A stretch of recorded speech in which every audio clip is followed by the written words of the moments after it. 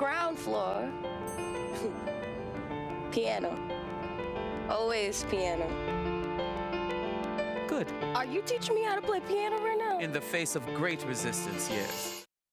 Oh, and that is just a snippet of Hell's Kitchen, the Broadway musical from the mind of Grammy Award-winning singer and songwriter Alicia Keys. Up for 13 Tony Awards. Sitting next to us is a New Yorker and 2024 Tony Award nominee who has been lighting up Broadway since the 1980s. Please welcome Kecia Lewis to the PIX11 Morning News. Great to have you here, Kecia. Thank you. Congrats. Thank you so much. Everybody I talk to who's seen this show is like, is gonna win. It's amazing. Go see it. Taking my family in a couple of weeks. So awesome. Let's talk about it, because this role is in an area kind of growing full circle for you because of growing up around Manhattan Plaza, which is what the show is really based off of, right? So, and you knew someone who lived in the building. No, I knew, yes, I did know someone who lived in the building. And what's crazy is they were in the building the same time as Alicia was in the building. Oh, but wow. she wasn't Alicia Keys yet, right. You know what I mean? So, yeah, I went to the High School of Performing Arts, which was right on 46th Street, a few blocks away. And one of my dear friends from high school, one of my first friends, freshman year, and we're still friends, lived in that building. And so I began visiting and spending the night at her house, I think when I was 14. And her father passed away, and she asked me to sing at his memorial, which was in the Ellington Room, where my character in the show spends all of her time, in the Ellington Room. Right. Wow. And your character, now you're nominated for a Tony Award. Congratulations again. Yes. Thank you. How mind-blowing is all of this for you? I mean, the show nominated so many times this year. Yeah, it really is mind-blowing that we knew that the show was good, and we felt like the show was going to do well, because there's very few people on the planet who don't know or love Alicia's music.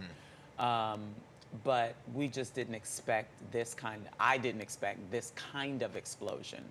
And I mean, it means the world. I mean, for me, having been in this business for as long as I have, and to, at this season of my life, be in something that people really love, not just the monetary wonderful things about it, but people, their hearts are moved and touched, and that's why I wanted to act in the first place. I wanted to be able to give that to people. Yeah, and let's talk about your character in the show and playing this mentor kind of role to Allie and behind the piano, and what you really thought kind of getting into the character of this all.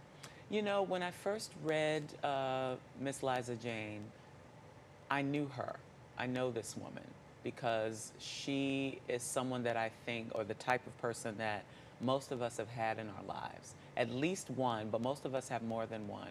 Some adult, when you are a kid, who sees you, believes in you, pushes you, sometimes to your annoyance, but they see your potential and they see that you have a gift, and they want to develop that and pour into you everything that they can.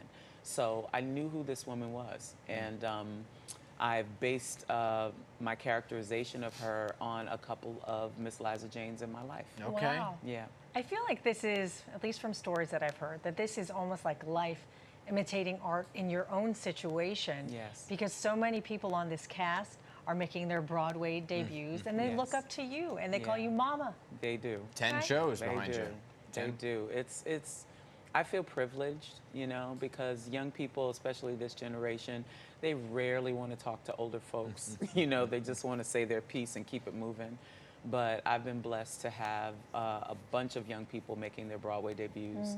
And they just want to know how it all goes, and is this normal, and, you know, is this going to feel this way always, and, you know, all those kinds of things. And it's just really a privilege to be able to talk to them and answer their questions or be there for them in whatever way. Yeah, well, there's a level of respect, too, that they have for you, admiration, after all the years of experience. Plus, you lived in the area, too. You know the area that the show is kind of based off of. It's home. And that building, Manhattan Plaza, I know it very well because my grandmother lives there, but it is a who's who who's kind of come through that building and then made their way to greater things, like Alicia Keys. Angela Lansbury was there as well. So many people were there. It was a staple in that community. Can you talk a little bit about that? Yeah, you know, it's funny. For artists. The ones that I know, I think Ben Vereen at one point lived there. I know that Andre DeShields is there. A lot of people that I looked up to as a young person coming up in the industry lived in that building, and just going by to visit my friend, and sometimes the people you'd see on the corner. Yeah. There wasn't a Starbucks there then when I know. was a kid, but the mom and pop coffee shop. Yeah. Being able to see people and know that celebrity can sometimes feel like it's so far away, but there's something about living in New York City and being around artists, and especially in a building like that, where you see that everybody puts their pants on one leg at a time, everybody's doing their best, everybody's working hard, and they're just regular people. And it's to be in a community like that, it means everything. Yeah.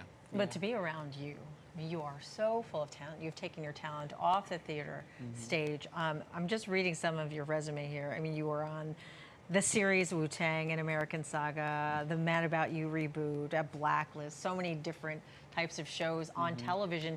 Do you have an ideal role? Is there something like on your bucket list of types of roles to play? I would love to play, my dream has always been to do some type of series that deals with a religious community, but turning it on its head in seeing the humanity of these people and the foibles and the issues and then pulling it back together, you know, using whatever faith that you practice. I would love to do something like that, and it'd be a comedy. Oh. Yeah, oh, absolutely. Not a drama, a comedy. You like comedy? Oh, I love comedy. Maybe you'll have to write it yourself. You're right, probably. All right. And we'll come watch it. Just for saying, sure. Tony Awards. You I got a never good- know. Yeah, I got a good feeling about it. Let's Thank All right. you. manifest it right here. Yeah, Yes. we're manifesting into existence and reality. I receive. Yes. Great to have you here, Kecia. Thank you. so Thank you for much. having me. Can't